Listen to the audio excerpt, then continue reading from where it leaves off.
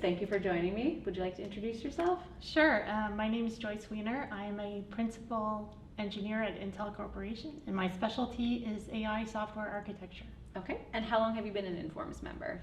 I've been an Informs member for not a very long time, Really? actually. Just a short period of time. Interesting.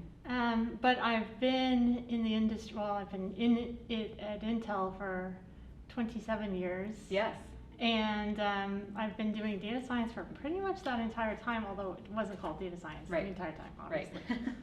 Interesting. I feel like I've heard your name a lot, maybe just recently in the Informs world, so I just kind of assumed you were a long-time Informs member. But so you said you've been at Intel for 27 years, Yeah. but you have a degree in optical sciences, Yes. which I don't know much about. So can you kind of explain how this all began and how you got Sure, to Intel yeah. and what's kept you there for 27 years? It's kind of a non-standard journey. So I was a physics major for undergrad, and about 2/3 of the way through, I took a job in a lab, and I was building equipment. And part of what I was doing was instrumenting the equipment so I could do data collection. Okay. Sounds like data science. Yeah. And I really loved it. I Yeah. talked to my advisor, and I was like, I love this job. It's the best job. And he's like, that's not really physics. It's more like engineering. And so we put our heads together, and that ended up with me getting a master's degree, because it's a lot easier to get a job with a master's degree in physics than it is to get a job with a bachelor's degree in physics. Mm-hmm. And the University of Arizona has a really great program in optical sciences, which is, basically optics, lasers. Yes. And my specialty is thin film optics. And so then that made sense to come into the semiconductor industry. Okay. So semiconductor manufacturing. And I started at Intel in what we called metrology. Okay. Which basically is measuring things. Okay. So, fun. And doing a lot of data collection and learning about relational databases and how to best store data so that it's easily accessible, and then how to analyze it Mm-hmm. so you can, inform decisions on the other side. Right. So what's kept you there for 27 years? Was that also your first job? That was my after first job out of school, yeah. I've been at nothing else besides Intel. I've been at Intel a long time. Intel's a huge company. Yes. I have not done the same job for 27 years. Okay, of course. By any stretch. Yes. And I think the thing that's really kept me there has been two things. One, the people are great. It's the right kind of geek culture. And then secondly, I've always had really interesting problems to work on. So that's really what's kept me interested. Yeah, very cool. So what's your favorite part about this 27-year-long career? Do you have a favorite project that you worked on, or? I have a lot of favorite projects. Yeah. If I look back at what I've done all along, one of the things that I really find pride in has been making people's jobs easier by giving them the data and tools that they need in order to make better decisions. Yeah. So that's really been what it's about. It's been using the data that we collect to be more efficient. Yeah, that's what it's about. So you're also a Lean Six Sigma certified black belt, which sounds really cool. Yes. And a certified change agent, which I've never heard of. So can you just describe these and what they mean to the analytics profession in general? Sure. Well, the Lean Six Sigma black belt, that's that efficiency work, right? Yeah, I have heard of that. And it's a lot of statistics. So if you have a math statistics background, it's relatively straightforward, because they'll talk about Shewhart plots, and you'll be like, I know that. And you'll talk about Bloch's plots, and I know those. And, designed experiments and things like that. But it's applied towards removing variation and, improving processes, either manufacturing processes or business processes. So that was an easy fit for me. Okay. In fact, my master black belt mentor was like, you should just do this because you already know all the statistics. Totally. So that was good. And then, just delivering various different black belt projects to make efficiency improvements. Okay. And then the change agent comes along with it in Okay. a way. And that's about how do you bring people along with you when you're changing business processes, Okay. so that things don't regress, Yeah. that you continue to make the improvement, and that you can continuously improve once you've made a change Got it. happen. Okay. So what would it mean to someone, I guess, inside or outside of the industry who might know what these are, that you have these certifications? Well, I think. I guess if you were applying for a job, they would look good. on the Yes. resume. No. But It helps. in on a your resume. world, what does it mean for you? Well, a lot of openings actually internally have been calling out needs for Okay. Yeah. black belts and things like that, because it means that you have a structured methodology for how to approach problems. Okay. Fundamentally. Yeah. So can I ask what's kept you from pursuing the certified analytics professional? I've seen about it. I haven't dug into it that much. Okay. I mean, Yeah. it seems like you really like getting certifications, so we have one Yeah, for I you.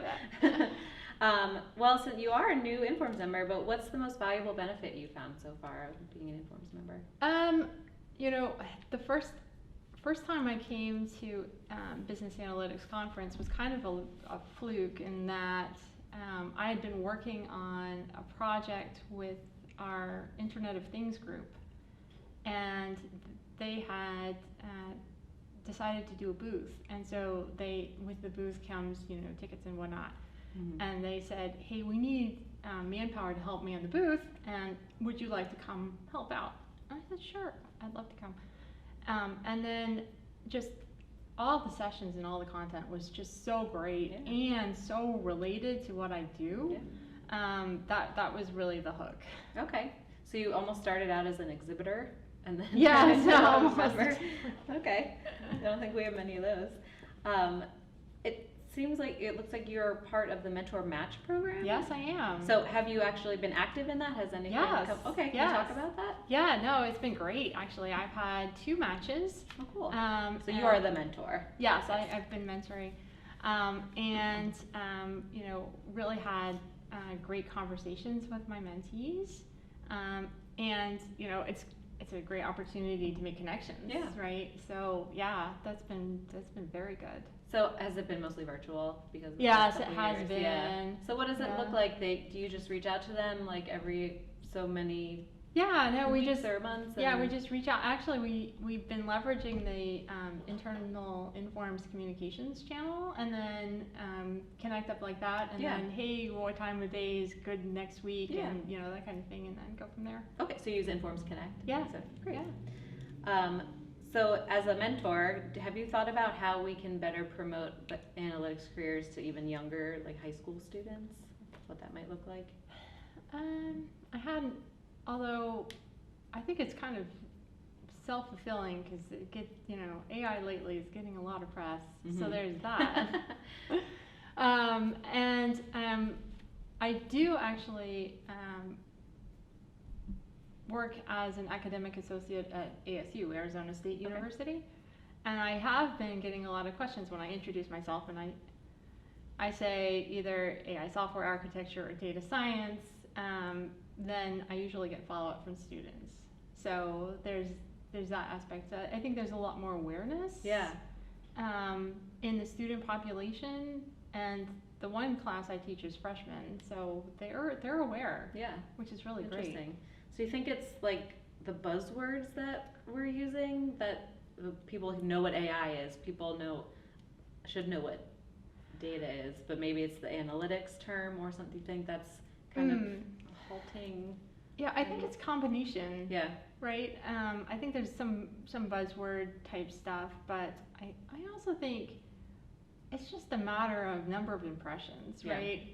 And data science as a team hasn't been in the ecosystem that long, Yeah. right? But it's now been probably around 10 years. So then it's become like, oh, I might have heard about it in middle school. Right. And so then as I'm going through high school, I'm still like, it's, you know, Yeah. thinking about it in the back of my head. Yeah. And by the time I get to college, and now colleges also have had time to prepare curriculum. Right. Right. And have different programs Yeah. and stuff. Yeah.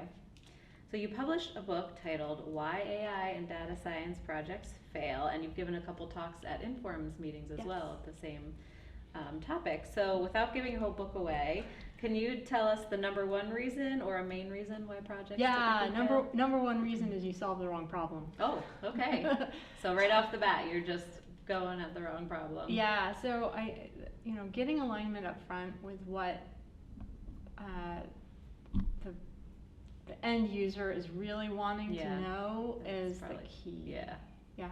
It's probably hard for groups, organizations who aren't Well, yeah. well and- versed in it to describe what they're looking for, Right. what they need from you in order to find Exactly. the right problem. Exactly. Interesting. And you'll often hear something that they'll tell you what problem they want you to solve, but that sometimes is not the problem that they really want to solve. Yeah, right, that's true. But they don't know the real one Right. yet, yeah, Yeah. until you guys tell them what it is. So can you describe an analytics conference, an Informs Analytics conference, to someone who's never been to one? What would you say it's like? Oh, How would wow. you describe it? Well, I can kind of give my first impressions Sure.